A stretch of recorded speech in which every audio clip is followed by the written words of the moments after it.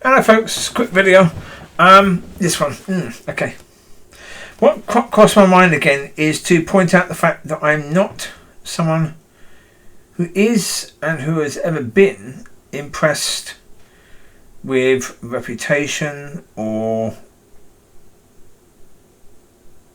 where you're from or the fact you've got wealthy parents or anything like that.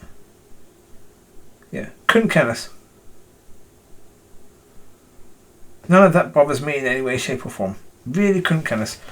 It's something that doesn't interest me at all. I know some people are impressed by stuff like that. No, not me.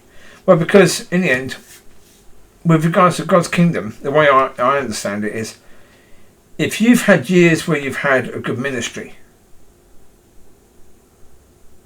Yeah, well, for example, I know that Kenneth Copeland at one point did have a good ministry. I know he went into this prosperity ministry late on. Probably around about, gotta be about 20 years ago. He started going into that prosperity ministry. A lot of that is highly dodgy. Highly dodgy. Now, so, a lot of people will say, yeah, but he did all that work for God before. Yeah, I don't care. I don't care, and I'm not really sure if the Bible cares, because when the Lord is talking about where the tree must be bearing fruit, when he cursed that tree that didn't have any fruit available at that time, that fig tree, we don't know whether that tree ever had fruit in the past. We simply know it didn't have fruit at that point in time. So my understanding of that is, if you've had fruit in the past but don't now, you may be judged on what you're doing now. You might not be judged upon your good days or your better days. You might be judged on now by God. So therefore, the best thing that I can do for you is focus on now. Just in case God's going to focus on now. It's no good you having people around you who are going to be kissing butt about what you did years ago. That doesn't serve you in any way, shape or form, does it? So, yeah. I don't care. And what country you're from? Well, if I'm going to be thinking big of you because of what country you're from, should it work the other way around? Should I be thinking big of people if they're not from your country? I think that would be counted as having some sort of prejudice against your country, wouldn't it? But if I'm bigging up you because of what country you come from, then aren't I being prejudiced against all these other countries? So I'm not going to do that. Yeah, and even what someone's doing now. Am I going to be bigging people up based upon what they're doing now? No. I'm not. And the reason I'm not is because of the fact that are they going to continue it? Yeah, my concern for people is, are you going to last? Yeah, if you think you got there, well, for example, like a lot of footballers, at the moment, as a supporter of Man United, I've seen loads of players come through that system, and they looked at 18 years old as if they could be the next George Best, or the next Ronaldo, or the next Ryan Giggs, or the next whatever, David Beckham, Paul Scholes, but they never make it. Most don't. And now we've got a lad called Garnacho that people are bigging up. Garnacho played the other day against the Europa League team, Sheriff, I believe they're called. Garnacho made a lot of runs. His end result was missing completely. His decision making was quite awful. But he ran around a lot. He should do. He's only 18. Yeah. So, yeah, a lot of people, when they did the ratings after the match, they gave him man of the match. Because he's a young kid. So therefore, they're bigging him up based upon the fact he's only a kid. They're not looking at his ability based upon the fact of where should he be at that age. Because, well, to me, if I'm looking at a kid like that, if I'm going to judge him purely on his ability, I'm going to be judging him upon the fact, okay, you made some good runs, but your final decision making was poor, your crossing was poor. Did you set anything up, a goal up for someone else? No. Okay, did you score a goal? No, but you're an attacker. And you didn't set a goal up, you didn't score a goal, so really that's a failure. Really, if I'm judging you purely upon what you achieved on the pitch, that ain't impressive, really. But if I'm including the fact, okay, it's early stages for you, you're 18 years old, okay. If I'm going to judge that, because again, if I'm judging your ability and what you did on the pitch, I'm judging it that based on what I'd expect from a player in that position, from a team at that sort of level, playing against a team of the level you're playing against, right? Yeah. If I'm going to look at his age and his limited experience, then okay. He goes up a bit, doesn't he, in his ratings. Because he's a kid. It's only about his second or third game. But that's why you've got to be very, very careful not to exalt him way too high. Let him get there. One of the things, especially with kids at this level, don't pay them too much in the way of wages, because if you do, they're probably never going to make it. Because they think they already have, and so they'll stop making the effort. Well, because there's a difference between making the effort and making the effort to be the best player in the world. Look at players like Ronaldo and Messi and all the best players in the world. They make incredible effort to keep those levels up there. And to get to that level in the first place, they make an incredible effort, way and above everyone else. So really, if I'm looking at Garnacho, I'm saying, is he doing as much as Cristiano Ronaldo did when Ronaldo first came to the club? As an 18 or 19 year old. Is he doing as much as that? No? Well, okay, not good enough. Does he want to make it? If he wants to make it, then he needs to be looking at what the best player in the world did at this club. When he was the best player in the world, should we say. And so I'm not going to be impressed with the fact that he comes on and he makes a few runs against really a incredibly low level football team. You'd expect him to be able to get past those defenders. You'd expect that to be the case.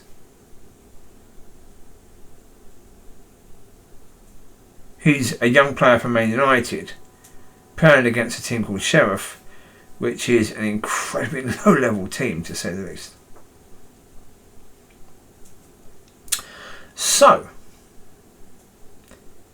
when looking at Christians, it's the same thing. When someone is in ministry, the point of it is, are you going to make it? Are you going to last? That's my concern. But, for example, I spoke to that Abigail about the sign she did in church, a JESUS sign. I can't remember what the skill is called, but I did it as a kid. Maybe someone can tell me. It's basically where you put the nails in. So on the board, you're trying to do a picture, or you're trying to do a letter. So you put the nails in, then you put string over to create the picture or the letter you're trying to do. So string in between the nails, joined up to make that whatever you're trying to make. Well, she did that. She had to design it, she had to consider it, design it, and then painstakingly put the nails in the right spot. So she would have had to probably, I'd imagine, draw on the background. I'm trying to remember how we did it.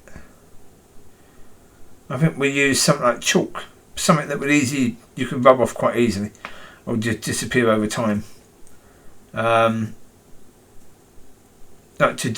draw in where you wanted the nails, and you join the string to the nails.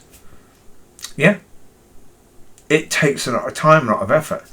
So I said well done to her with regards to that, because I've had experience of doing it on smaller stuff. But I know just how much work is involved in that. And so, yeah. Well, that's the point. No, I mean, even if someone's in ministry and they do a good job, say, well, that's good, well done. Yeah, but I'm not going to try and big them up. I'm not going to try and do that. It's like David Campbell, the chap who I spent 3 hours with at that time. He's a big fan of the person who did the ministry, the worship conference. Forgot what his name. 1 second. Bear with. I'll find.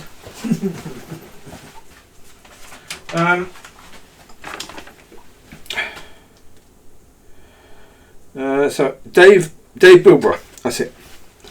I mean, it's Dave Bilbrough. Yeah. Yeah. So him.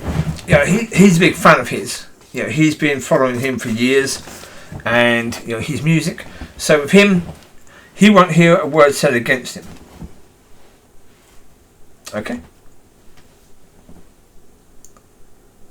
But I've never been like that with anyone. Never. Yeah, I like for King and Country, very good group. If someone wants to say that they're terrible, okay. You can say they're terrible. Yeah. Apparently they live in Tennessee area. Now, they're from New Zealand, but they've now they live in America. Yeah. Why? I don't know. New Zealand is beautiful. Why you want to change New Zealand from America, I don't know. Obviously, I suppose if you're trying to progress your music, you'll go to a country or an area where you can do a better job with that, I suppose, which is what they've done. So good luck to them. Yeah. So, yeah, as I say. Well, for example, I mentioned Kenneth Copeland. I worked with one of his ministries when they were at Bournemouth. And I was happy enough to do that at that point. But again, when people talk about what he's doing now, would I back him up on that? And say, no, you can't say it against that man. No. He's where he is, wherever that is. Same as Rick Godwin. I was a big fan of Rick Godwin years ago when I was a very, very young Christian. Whereas now, no, I don't know what he's up to. I know he had problems in his church at one point. Disagreements, legal issues. It's quite common, isn't it, with these with these big men of God. They tend to go astray. But as I say, part of the reason why they go astray, I think, is because they have the wrong people around them. Which is why I've said very, very crucial to get the right people around you. Because you see quite clearly how these people go astray. And they do. They really do. Once their ministry really takes off and has been going well for years, they tend to get people around them that help them go in a direction that's bad. That goes away from God, basically. So you've got to be careful. You've got to make sure you've got the right people around you to keep you on the path. Have some people around you that are very difficult for them to say yes to what you do. That's going to be helpful. Certainly, as I say, that when I've talked about wife, I want a wife who is more likely to say no than yes. I need her to be the person who's making sure that I'm on the right path. Same as I'm going to do that for her. Because it matters so much. And I'm going to be basically trying to encourage her to get rid of people that are yes people. And she needs to do the same for me. Because if I love her, then, it matters. And if she loves me, then it matters. So, get the right people around you. But also, don't be too impressed with people. Be impressed with God. Certainly as a Christian, don't be too impressed with people. Don't be starstruck by any minister in any way, shape or form. No, not even near. Be starstruck with God and how God deals with you and how you see God dealing with others. Be in awe of that. So there you go. You take care. God bless. I'll speak to you soon. Have a wonderful weekend and a fantastic week. I'll speak to you soon. Bye bye.